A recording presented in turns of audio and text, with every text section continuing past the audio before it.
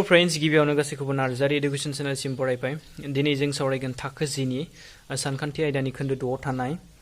सोंथि 6.3 नि कुइसनफोरनि एन्सारखौ मोजाङै सावरायनो नाजागोन। आरो दिनैनि बे भिडिअआ जोंनि आखान्थि 3 खोन्दोनि लेक्चर नम्बर 10 जागोन। लेक्चर नम्बर 9 आव जोङो कुइसन नम्बर 1 निफ्राय 5 सिम मोजाङै सावरायबोखादों। स' जायफोरा बै भिडिअखौ नायाखै नायनो हागोन। आं बै भिडिअनि लिंकखौ डिसक्रिप्शन बक्सआव होगोन। अके, स' जोंफोर बेफोर कुइसनफोरनि एन्सारखौ जुदि बानायनांगौब्ला गिबियावनो जों मिथिनांगोन आखान्थि 3नि महरसेयारि जानायनि रादायफोर आरो आखान्थि 3नि गोरोबलियारि जानायनि रादायफोर आरो आखान्थि 3नि जेसेबां थारबुंथि दङ बेफोरखौ जों मोजाङै मिथिग्रोनांगोन। स' बै कनसेप्टफोरखौ जों मोजाङै सावरायबोखादों आगोलाव। लेक्चर नम्बर 7 आव जों मोजाङै सावरायबोखादों। स' जायफोरा लेक्चर नम्बर 7 खौ नायाखै नायनो हागोन बेखौ। आं बै भिडिअनि लिंकखौ डिसक्रिप्शन बक्सआव होगोन। अके, आरो जायफोरा मिथिखागो जोबोर मोजां। आरो नै जायफोरा चेनेलखौ दाबो साबस्क्राइब बानायाखै चेनेलखौ गिबियावनो साबस्क्राइब खालामनानै ला आरो बेल आइकनखौबो दाबायनानै हो जाहाथे जोंनि गासैबो गोदान गोदान भिडिअनि नटिफिकेशनफोरा नोंथांमोननिसिम थाबैनो सहैयो। अके, आरो नै जायफोरा क्लास 10 नि स्टुडेन्टफोर दा नायगासिनो दङ बिसोरनिसिम आंनि रिक्वेस्ट जे नोंथांमोना कमेन्ट हर, माने बबे चेप्टारखौ नांगौ बे चेप्टारखौ नोंसोर कमेन्ट हरना लिरना हरनो हागोन। अके, आरो कमेन्टआव नोंसोरो सोंहरनो हागोन जे कुइसनफोरबो सोंहरनो हागोन। अके, माने बबे कुइसनखौ बुजियाखै बबेखौ आरो मा चेप्टारखौ नांगौ बै चेप्टारफोरखौ मेनसन खालामनानै कमेन्टआव हर, अब्लासो जोङो नोंथांमोननि नांगौ बायदियै भिडिअफोरखौ बानायनो हागोन। अके, स' दिनै जों जागायनोसै। कुइसन नम्बर 6 बेयाव मा दङ जोंनिया नायनि। बेयाव दङ जोंनिया गाहायनि सावगारियाव जुदि आखान्थि 3 ABE आ आखान्थि 3 ACD नि गोरोबलि जायो, दिन्थिदि आखान्थि 3 ADE आ आखान्थि 3 ABC नि महरसे होननानै दिन्थिनांगौ। दा बेयाव होनाय दंखायो जोंनिया मा आखान्थि 3 ABE आ आखान्थि 3 ACD नि गोरोबलि। अके, गोरोबलि माने मा बेखौबो जों पार्ट 7 आव मोजाङै सावरायबोखादों, नायबानो जाबाय नोंथांमोना। अब्ला फोरमान खालामनांगौ दि ADE आ ABC नि जोंनिया महरसे होननानै फोरमान खालामनांगौ। अब्ला जों आखान्थि 3 जुदि ABE आ जुदि ACD नि गोरोबलि जायोबा जों मा मोनगोन नाय। बेयाव होनाय दं मा होनाय दं जोंनिया बेयाव आखान्थि 3 ABE आ आखान्थि 3 ACD नि गोरोबलि। अके, अब्ला जों मोनगोन जे गोरोबलि आखान्थि 3 मोननैया जोंनिया बिसोरनि गासैबो आखान्थिफोरा समान जाजोबो। अब्ला मा मोनगोन ABE आखान्थि 3 नि AB आखान्थिया ACD आखान्थि 3 नि AC दो गोरोबगोन। अके, समान जागोन माने AB समान AC जागोन, मानोना गोरोबलि आखान्थि 3 फोरनि मोखांसे खनाफोरा गासैबो समान जाजोबो। अके, आरो बेखौ से नाम्बार होना समानथाय होना लाबाय। आरो नै ABE आखान्थि 3 नि बा ACD आखान्थि 3 नि अके ACD आखान्थि 3 नि AD आ ABE आखान्थि 3 नि AE दो समान जागोन। आरो मा AD समान AE। अके, आरो मा जागोन जोंना AD समान AE बेखौ 2 नाम्बार होना लाबाय। अके, दानिया जोंनो मा खालामनो होदो आखान्थि 3 ADE आरो ABC खौ महरसे होननानै फोरमान खालामनो होदो। अके, स' दानिया आखान्थि 3 मा ADE आरो आखान्थि 3 ABC आव ABC आव मा नुगोन जोङो। अके, दा मोनबाय नै से नाम्बार समानथाय आरो 2 नाम्बार समानथायनिफ्राय जों मा मोनगोन नाय। ओरै लिरनो हागोन हाया जोङो AD divided by AB equal to AE divided by AC लिरनो हागोन हाया? जों हागोन, मानोना बिसोर समान जोंखायो नालाय। होमबा जों लिरनो हागोन AD डिभाइडेड बाय AB आरो AD लिरदों नालाय बेफोर AE लिरनांगोन। अके, डिभाइडेड बाय AC बिदि लिरनो हागोन जों। अके, बेखौ जोङो 1 नम्बर आरो 2 नम्बर समानथायनिफ्राय जों बिदि लिरनो हायो। अके, स' जों बिदि लिरनो हायो। आरो नै आखान्थि 3 ADE आरो आखान्थि 3 ABC आव जों फार्स्टआव मोनबाय मा बिसोरनि मोखांसे आखान्थिफोरा समान रुजुथायनि। अके, आरो मा मोनगोन खनानै नाय ABE आरो मा CD अके खना ए आ बे खना ए आ आखान्थिथाम ABE नि थाखायबो बे खना आरो आखान्थिथाम ACD नि थाखायबो ए खनाया समान अब्ला जों खना ए आरो समान खना ए माने आगोसार खना मोननैबो आखान्थिथामाव बे खनाया समान जोंनिया माने कमन आगोसार खना अके दा नै आखान्थिथामनि रादाय महरसेयारि जानायनि रादाय एंगल AA जों जोंनिया मा आखान्थिथाम ADE आरो ABC आ जोंनिया गोरोबलि जासिगोन माने आखान्थिथामनि एंगल नङा बेयाव मा दोङो नै बेयाव जोंनिया मा बिसोरनि मोखांसे आखान्थिफोरा समान रुजुथाय अब्ला बेयो जों बुंनो हासिगोन मा आखान्थिथाम ADE आ महरसे जाबाय आखान्थिथाम ABC नि माबोरै जागोन बियो आखान्थिथामनि महरसेयारि रादाय SAS जों ओके SAS रादायजों बियो महरसे जाबाय ओके स जोंनिया फोरमान जाबाय बियो मानो होनबा नै एंगल खनाखौ बानायनाया जोंनिया नै एंगल खनाखौ बानायनाय आखान्थि मा दोङो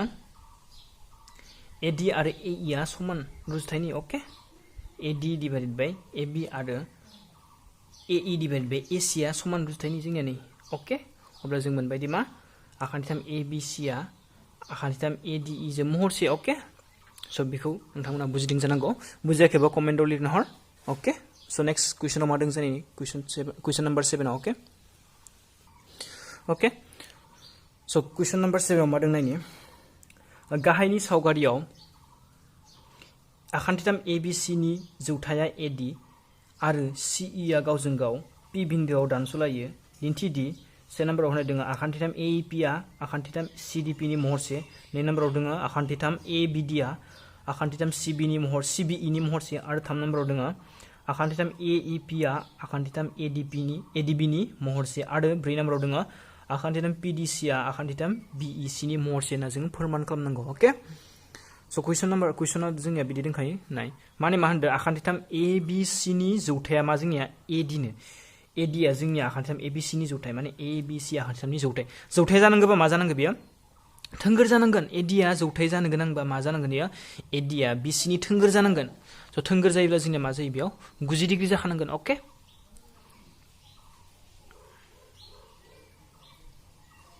ओके स जों बेखौ नायनोसै नै बेयाव मा दोङो जोंनिया आरो नै बेयाव होनाय दंखायो जोंनिया ओइ CB आबो AB नि पारपेन्डिकुलार आरो बेयाव खनाया जोंनिया 90 डिग्री बानायगोन बेयाव 90 डिग्री बा बेबो 90 डिग्री जागोन ओके आरो बेयावबो जोंनिया 90 डिग्री जागोन ओके स बेयाव 1 नम्बराव नायनो जोङो 1 नम्बराव मा दोङो आखान्थिथाम मा जोंनिया AEP आरो आखान्थिथाम मा दोङो CDP ओके आखान्थिथाम CDP ओके बेयाव मा दों जोंनिया नाय आखान्थिथाम मा होनदो AEP नि मोनसे आखान्थिथाम आरो मा आखान्थिथाम CDP नै आखान्थिथामदो बे मोनसे आखान्थिथामदो महरसे होननानै फोरमान खालामनांगौ जोंना ओके दा नै P खनाया माने CPD खनाया नै APE खनानि समान जागोन बे खनाया बै खनानि जागोन उल्था खना माने बे खना दं अब्ला जों बेयाव मोनो खना मा APE ओके खना APE आ खना मादो जागोन CPD दो समान माने उल्था खना ओके थिक बेबादिनो नै AEP बे खनाया आखान्थिथाम APE नि बे खनाया आरो CDP नि बे खनादो समान जागोन ओके आरो मा मोनो जोङा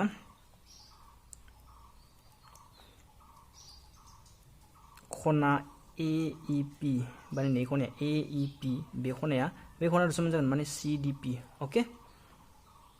खना CDP माने मोननैबो 90 डिग्री ओके स जों मोनबायदि आखान्थिथाम AEP आरो CDP आव मोननै खनाया समान अब्ला बिसोर मोननै आखान्थिथामा महरसे जासिगोन बेखायनो आखान्थिथाम AEP आ आखान्थिथाम CDP नि महरसे माने बियो आखान्थिथामनि महरसेयारि जानायनि रादाय एंगल रादायजों अके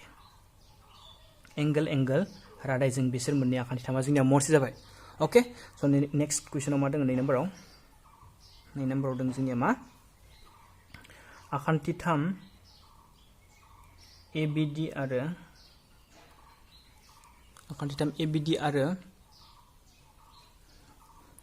आखान्थिथाम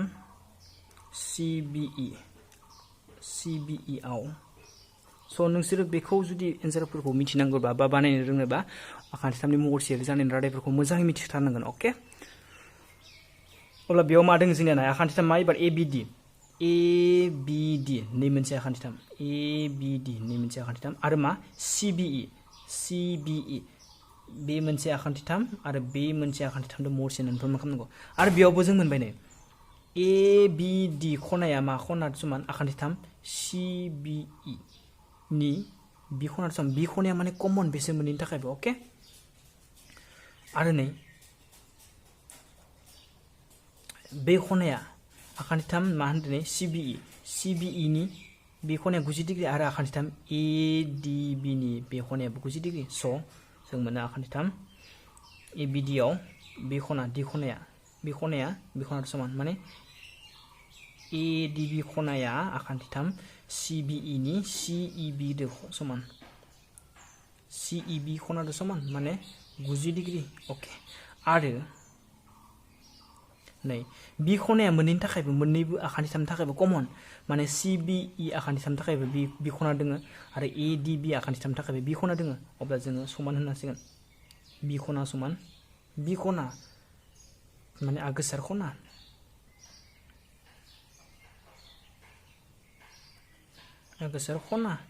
अके बेखायनो जों बुंनो हासिगोन मा आखान्थिथाम ABD आ आखान्थिथाम CBE नि महरसे माबोरै बेयो एंगल महरसेयारि आखान्थिथामनि महरसेयारि रादाय एंगल बादि महरसेयारि रादायजों अके आखान्थिथामनि आखान्थिथामनि एंगल महरसेयारि रादायजों बेयो मोननै आखान्थिथामा महरसे जासिगोन स' 3 नाम्बाराव मा दं जोंनिया नाय 3 नाम्बाराव मा दङ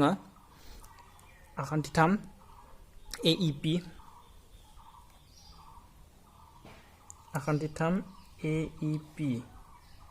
आरो आखान्थिथाम मा दङ ADB अके बेयाव नाय आखान्थिथाम AEP आरो ADP खौ जों महरसे होनना फोरमान खालामनांगौ बेयाव दङ जों नाय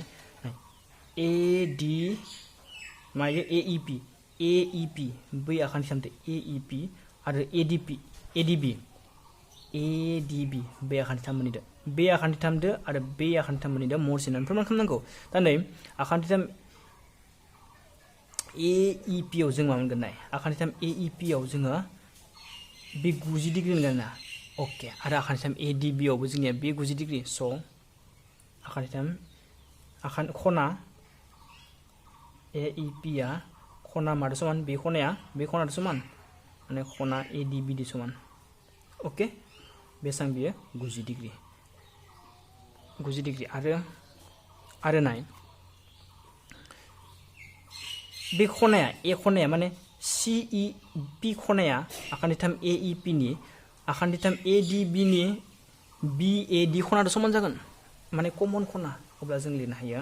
आरो खना EAP आ खना BAD दो समान माने आगोसार खना ओके स' आखान्थिथाम जोङो आखान्थिथाम AEP आरो आखान्थिथाम ADB खौ महरसे बुंनो हासिगोन ओके माने जों मा होनो आखान्थिथाम AEP आरो आखान्थिथाम ADB खौ महरसे बुंनो हासिगोन माबोरै एंगल रादायजों आखान्थिथामनि महरसेयारि रादाय एंगलजों ओके स' 4 नाम्बार कुइसनाव मा दं जों नायनि PDC आरो मा दङ PDC आरो BEC आखान्थिथाम ओके 4 नाम्बारखौ लिरनि जोङो स' जोंनिया गासिबो आखान्थिथामनि महरसेयारि रादाय जानाय एंगोलजों जाजोबदो अके 2 नाम्बाराव नायनि आखान्थिथाम PDC आरो आखान्थिथाम BEC आव नै आखान्थिथाम नायबार PDC नै PDC नै फिसा आखान्थिथाम आरो BEC नै फिसा आखान्थिथामदो बै फिसा आखान्थिथामदो जोंनिया महरसे जायो होननानै फोरमान खालामनांगौ दा बेयावबो नाय ECB आखान्थिथामनि थाखाय बा BEC आखान्थिथामनि थाखाय जोंनिया ECB बै खनाया आखान्थिथाम PDC नि बै खनादो समान जागोन C खनादो अके बे कमन आरो नाय BEC आखान्थिथामनि बे खनाया 90 डिग्री थिग बेबादिनो PDC आखान्थिथामनि बे खनाया 90 डिग्री अके स' बेयाव लिरना होसिगोन जोङो खना PDC आ खना BEC दो समान माने 90 डिग्री अके माने नै खना PDC आ खना BEC नि समान माने 90 डिग्री आरो खना C आ कमन माने आखान्थिथाम PDC नि PCD दो आरो आखान्थिथाम BEC नि BCE दो समान अके माने नै आरो खना PCD आ खना ECB जों समान माने आगोसार खना मोननैबो आखान्थिथामाव बे खनाया दङ अके आगोसार खना स' जोंबो बेयावबो मोनबाय आखान्थिथाम PDC आरो आखान्थिथाम BEC आव मोननै खनाफोरा समान जाबाय अब्ला बिसोर आखान्थिथाम मोननैया जोंनिया महरसे जासिगोन अके अब्ला जों लिरनो हासिगोन मा बेखायनो आखान्थिथाम PDC आ आखान्थिथाम BEC नि महरसे अके माने बेयो एंगल रादायजों बिसोर मोननै आखान्थिथामा महरसे जाबाय स' आइ होप नोंथांमोना बेखौ बुजिदों जानांगौ दा नै बेयाव जोंनिया गासिबो आखान्थिथामनि एंगल महरसे जानायनि रादाया बाहायजाजोबदों अके आरो नोंथांमोना बेनिफ्राय मिथिबाय जे मोनसे आखान्थिथामनि सिङाव जेसेबांनो जोंनिया मा थायो आखान्थिथाम सोमजियो अब्ला बै आखान्थिथामफोरा जोंनिया गासैबो आखान्थिथामफोरनि गावजों गाव महरसे जाजोबो होनना जों बेनिफ्राय फोरमान मोनबाय अके बे नोंसोरनिया क्लास 10 आव प्रुफ बानायनाय फैयो नाथाय जोंनिया कम्पिटिटिभ एग्जामफोराव बिदि प्रुफ बानायनाय फैया जे मिथिखानांगोन जोङो मा जे गासैबो आखान्थिथामनि सिङाव सोमजिनाय आखान्थिथामफोरा महरसे जायो होननानै जों फोरमान मोनबाय बेनिफ्राय अके स' नोंथांमोना देनाङो जुदि इन्टारभिउफोर होयोबा माने बेनिफ्राय डाइरेक्ट नोंसोरो बै कनसेप्टखौ एप्लाइ बानायनो हागोन माने आखान्थिथामनि सिङाव जेसेबांनो आखान्थिथाम सोमजियो बै आखान्थिथामफोरा गावजों गाव जोंनिया महरसे जाजोबो अके आरो नै गिदिर आखान्थिथाम ABC जोंबो महरसे जागोन अके स' आइ होप नोंथांमोना बेखौ बुजिदों जानांगौ बे फोरमान खालामनाया मेट्रिक एन्साराव फैबाय थायो बे कुइसन नाम्बार 7 आ मोजाङै नायबानो जाबाय अके स' नेक्स्ट कुइसनखौ जों नायनि मा दोङो ओके बेयाव जोंनिया मा दोङो नाय इया ABCD लिग दब्लायनि AD आखान्थिनि फोलावनाय आखान्थिनि सायाव मोनसे बिन्दो आरो BE आ CD खौ F बिन्दोआव दानस'यो दिन्थिदि आखान्थिथाम ABE आ आखान्थिथाम CFB नि महरसे होननानै दिन्थिनांगौ दा जों ABCD लिग दब्लायाखै ग्रोनि लिग दब्लाय माने मा बेखौ नोंथांमोना बुजिखादों जानांगौ मिथिखागौ जानांगौ लिग दब्लाया जोंनिया मा गासैबो आखान्थिफोरा गावजों गाव लिग जाजोबो अके हमबाय जोङो बेखौ लिग दब्लाय दोंसे होननानै सानना अके मा ABCD आ जोंनिया मोनसे लिग दब्लाय हमनानै लाबाय दा नै इया ABCD लिग दब्लायनि AD आखान्थिखौ फोलावनाय माने AD आखान्थिखौ फोलावनांगोन जोङो AD खौ फोलावबाय अके AD खौ फोलावनाय आखान्थिनि सायाव मोनसे बिन्दो आरो BE अब्ला जोङो E जागोन ना आरो BE होनदो अब्ला जों बेखौ BE जानांगोन अके BE दाजाबदो BE नालाय अके BE आ CD खौ माने CD खौ F बिन्दोआव दानस'यो माने F जासिगोन बा F बिन्दोआव दानस'यो दिन्थिदि ABE आखान्थिथाम आरो CFB आखान्थिथाम मोननैया गावजों गाव महरसे होननानै दिन्थिनांगौ जोंनो अके माने नै ABE आ C F B जों महरसे होनानै खोन्थिनांगौ बे आखान्थिथामा जोंनिया बेजों महरसे होनानै खोन्थिनांगौ अके दा जों बेयाव मा हमबाय A B C आ हमबाय A B C D आ मोनसे लिग दब्लाय मोनसे लिग दब्लाय अके मोनसे लिग दब्लाय होननानै हमना लाबाय जेराव मोनसे लिग दब्लाय जानोबा जोंनिया मा मोनसे लिग दब्लायनि गासैबो आखान्थिफोरा गावजों गाव मा लिग जायो अके अब्ला मा ए बी आ डी सी नि लिग जागोन आरो ए डी आ बी सी नि लिग जागोन अके माने बेयाव ए बी लिग डी सी आरो मा जागोन बेयो ए बी लिग डी सी जाबायना आरो ए डी लिग जागोन मा ए डी लिग जागोन बी सी अके बिदि जासिगोन अके आरो दानिया नाय दानिया मा फोरमान खालामनो होदों जोंनो नै ए बी इ आरो सी एफ बी आ महरसे होनानै दानिया होमबा आखान्थिथाम ए बी इ आरो आखान्थिथाम सी एफ बी आव जों मा मोनो नायनि खनानै मोनसे लिग दब्लायनि आखान्थिथाम ए बी इ आरो सी एफ बी आव जों नै सी खनादो ए खनादो समान मोनबाय माने ए बी सी डी आ जुदि लिग दब्लाय जायोबा बिसोर लिग दब्लायनि उल्टा खनाफोरा जोंनिया समान जाखागोन होमब्ला बे ए खनाया माने खना ए आ जोंनिया मा जागोन खना सी दो समान जागोन अके लिग दब्लायनि उल्टा खना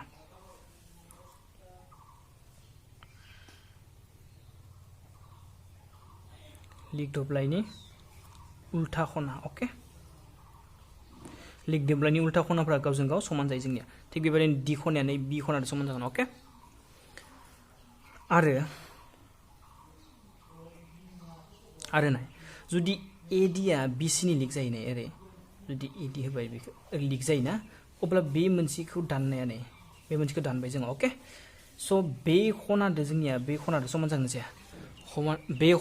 खनादो समान जागोन माने उल्था मोखां खना थिग बेबायदिनो बे इ खनाया जोंनिया इ खनाया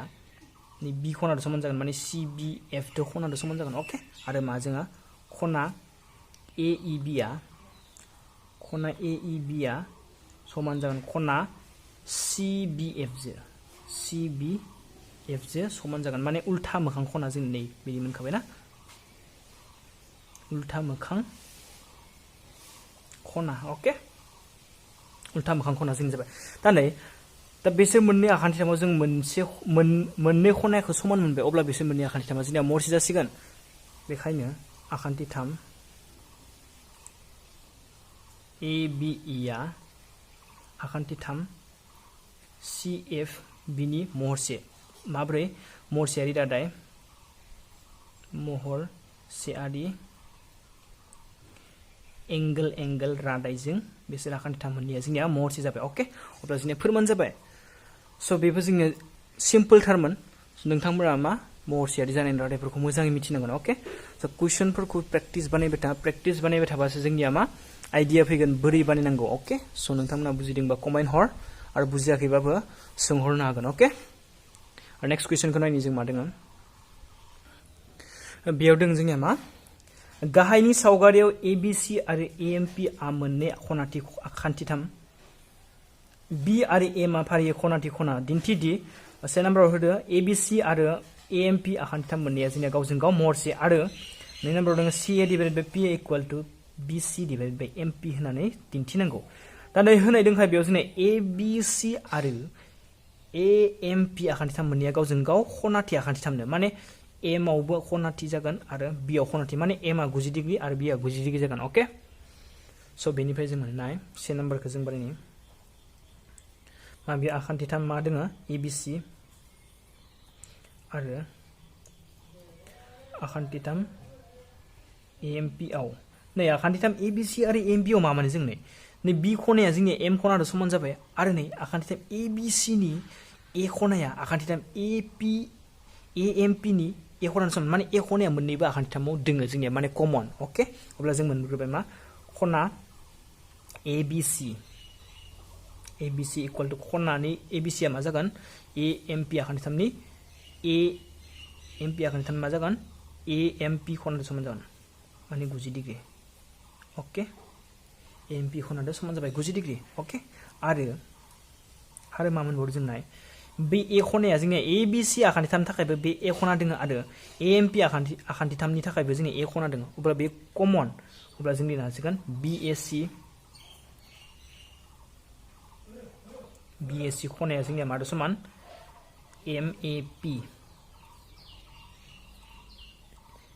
MAP खनादो समान जागोन अब्ला बेयो जोंनिया आगोसोर खना माने मोननैबो आखान्थिथामाव दोङो आगोसोर खना ओके स' जों आखान्थिथाम ABC आरो AMP खौ मरसे बुंनो हासिगोन मानो आखान्थिथामनि मरसेयारि जानायनि रादाय एंगेलजों ओके बेखायनो आखान्थिथाम ABC आ आखान्थिथाम AMP जों मरसे जाबाय माने आखान्थिथामनि मरसेयारि जानायनि रादाय एंगेल रादायजों ओके माने मोननैबो खनाया समान दों जोंनिया ओके आरो नै नाम्बारनिखौ नायनि जों नै नाम्बाराव मा दोङो नै नाम्बाराव दोङो मा CA divided by PA equal to BC divided by MP होननानै फोरमान खालामदोंमोन माने मा CA divided by PA equal to मा खालामनांगौ ओमफ्राय BC divided by MP होननानै फोरमान खालामनांगौ ओके बेयावबो जों मोनबोखाबाय मा जों मोनबाय नै आखान्थिथाम ABC आ आखान्थिथाम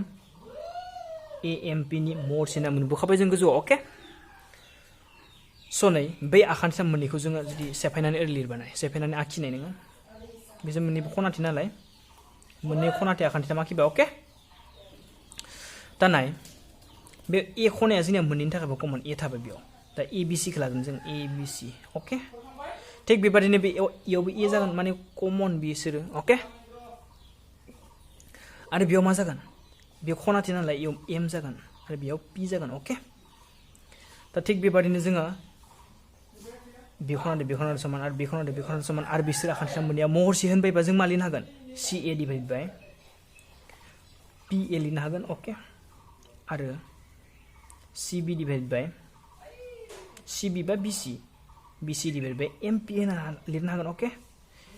बेखौ जों लिरनो हासिगोन आरो मोनसे दंबावो मा मोनसे AB divided by AM होननानै लिरनो हागोन जोङो okay AB divided by AM दा बेनिफ्राय जों मोनो मा बिसोर मोननैखौल' लानो हासिगोन हाया ओरैबो लिरनो हायो जोङो CA divided by PA equal to BC divided by MP फोरमान जाबाय जोंनिया ओके माने मोननै आखान्थिथामा जुदि महरसेबा बिसोरनि मोखांसे आखान्थिफोरा जोंनिया समान रुजुथायनि जाखायो नालाय जों बिदि लिरबाय ओके समान रुजुथायनि दा नैनि मोखांसे खनाया बि नालाय आरो बेनि मोखांसे खनाया बियो आरो बेनि मोखांसे खनाया बि नालाय जों आरो बेनि मोखांसे आखान्थिया बि नालाय आरो बेनि मोखांसे आखान्थिया बियो आरो बेनि मोखांसे आखान्थिया बे नालाय जों बिदि समान रुजुथायाव लिरनो हायो ओके स' बेनिफ्राय जों बिदि लिरनो हायो स' जोंनिया फोरमान जाबाय ओके कुइसन नाम्बार 2 नियाबो फोरमान जाबाय स' आइ होप नोंथांमोना बेखौ बुजिदों जानांगौ ओके बुजियाखैबा भिडिअखौ नायफिन अब्लानो बांसिन मोजाङै बुजिगोन स' बेखौ बुजिनोबा जों आखान्थिथामनि महरसेयारि जानायनि रादायफोरखौ मोजाङै मिथिनांगोन CD आरो GH फारियै खना ACB आरो खना EGF नि समान दानखावग्रा माने बाइसेक्टर होनदों जेराव D आरो H आ आखान्थिथाम ABC आरो आखान्थिथाम EFG नि फारियै AB आरो FE आखान्थियाव थायो जुदि आखान्थिथाम ABC आरो आखान्थिथाम FEG आ मरसे जायोब्ला दिन्थिदि से नाम्बाराव दङ मा CD divided by GH equal to AC divided by FG आरो नै नाम्बाराव दङ मा DCB आखान्थिथामा AGE आखान्थिथामनि मरसे आरो 3 नाम्बाराव दिन्थिनो दङ मा DCA आखान्थिथामा AGF आखान्थिथामनि मरसे होननानै दिन्थिनांगौ स' जोंनियाव होनाय दङ मा बेयाव ABC आ FEG आखान्थिथामनि मरसे माने जों बिसोर मोननै आखान्थिथामखौ आखिग्रोना ला फार्स्टआवनो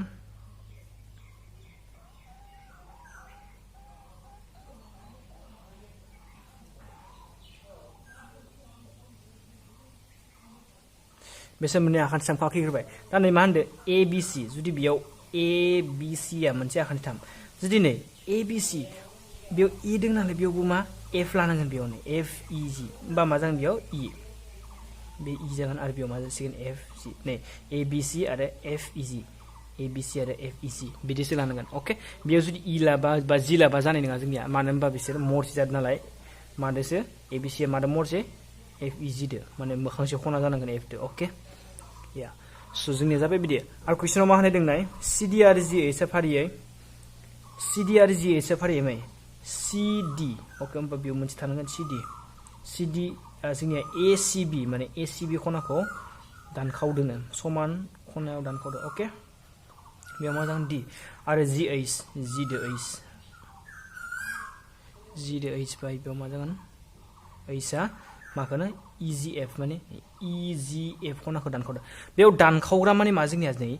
ए सि बि खनाखौ समान खनायाव दानखावगोन जुदि ए सि बि खनाया जुदि 90 डिग्री दोङोबा बे खनाया 40 जागोन आरो बे खनाया 40 जागोन थिग बेबादिनो बेयावबो जुदि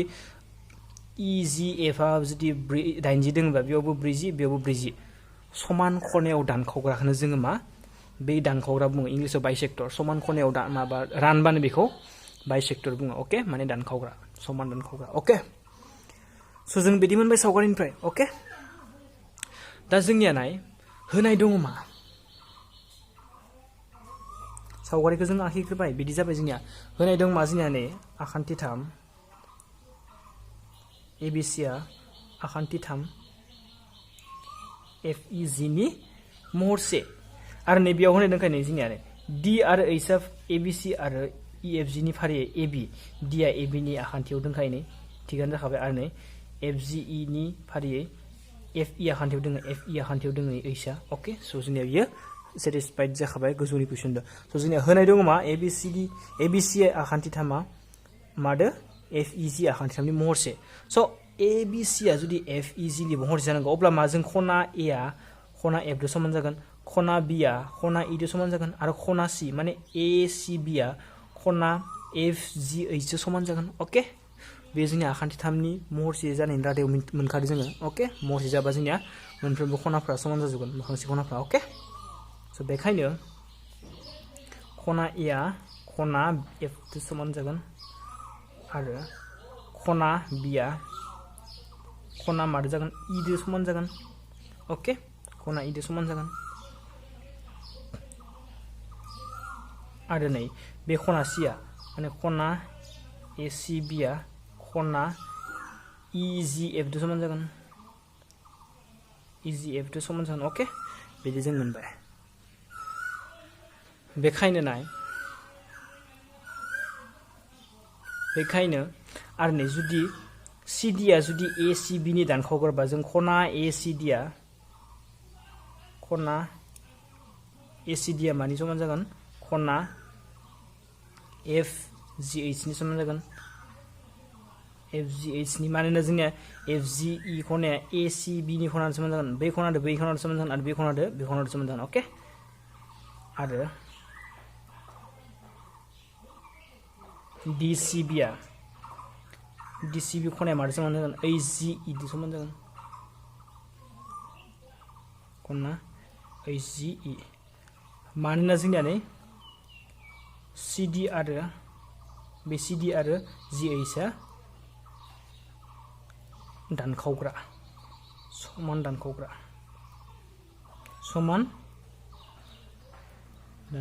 ओके बेनि थाखाय जोंनिया बिसोर बिदि जादों ओके स' जोङो दानिया मा नाय मा होनना फोरमान खालामनांगौ जोंनिया नै सि डि डिभाइड बाय जि एइच आरो ए सि डिभाइड बाय एफ जि होननानै फोरमान खालामनांगौ नालाय बेखौ जोंना से नाम्बार नालाय बे से नाम्बारनि नालाय से नाम्बार बानायदो जों ओके स' नाय ए सि डि आरो एफ जि एइच आखान्थि 3 आव मा नुगोन जों नायदो दानिया आखान्थि 3 ए सि डि आरो आखान्थि 3 एफ जि एइच आव नाय आखान्थि 3 एफ जि एइच आव मा नुगोन नाय जों ए सि डि आव आरो एफ जि एइच आव नै ए खनादो एफ खनादो समान खना ए दो खना एफ दो समान ओके आरो मा मोनबावदो जोङो खना ए सि डि आ खना ए सि डि आ मादो समान खना एफ जि एइच समान गोजौआव मोनबोखादो जों खना एफ जि एइच समान गोजौआव मोनखाबोदो गोजौआव मोनबोदो नै जोंनिया ए सि डि आ एफ जि एइच समान ओके स' जों आखान्थि 3 ए सि डि आरो एफ जि एइच आव मोनबाय जे बिसोर मोननै आखान्थि 3 नि खना मोननैया समान अके अब्ला जों बुंनो हासिगोन ACDआ FGH नि महरसे बेखायनो जों बुंनो हासिगोन आखान्थिथाम ACDआ महरसे जागोन आखान्थिथाम FGH नि माब्रै महरसेयारि रादाय एंगल रादायजों आखान्थिथामनि महरसेयारि रादाय एंगलजों अके बेयो जोंना महरसे जाबाय स जुदि आखान्थिथाम ACD आरो FGH आ महर जायोबा बिसोरनि मोखांसे आखान्थिफ्रा समान रुजुथायनि जागोन अब्ला जों लिरनो हागोन CD divided by GH equal to मा लिरनो हागोन AC divided by FC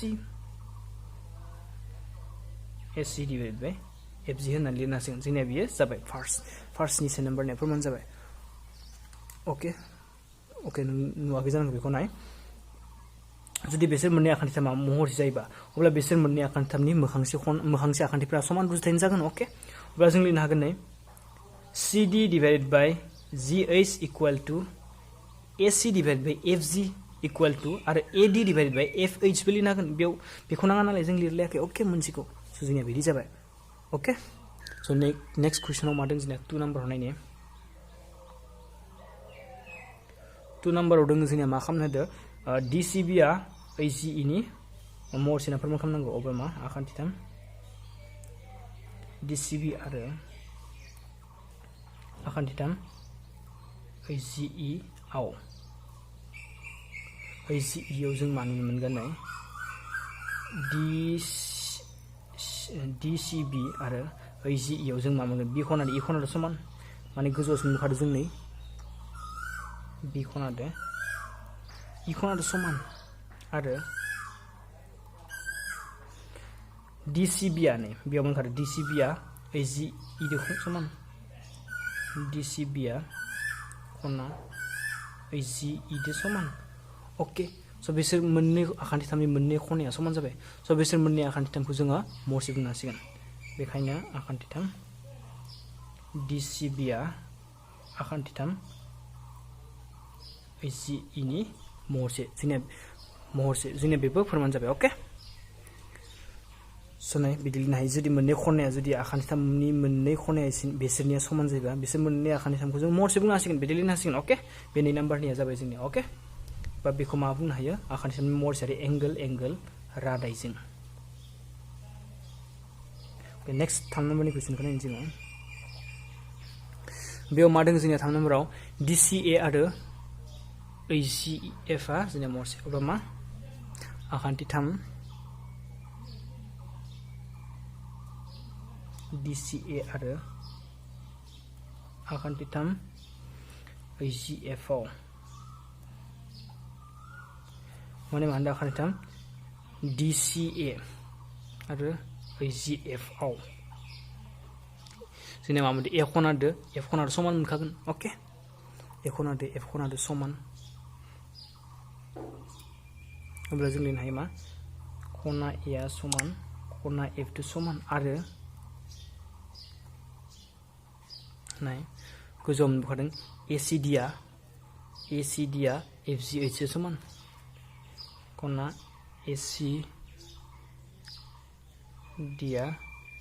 खना FGH जों समान स बिसोर मोननै आखान्थिथामनि खना मोननैया समान जाबाय स जों बुंनो हासिगोन आखान्थिथाम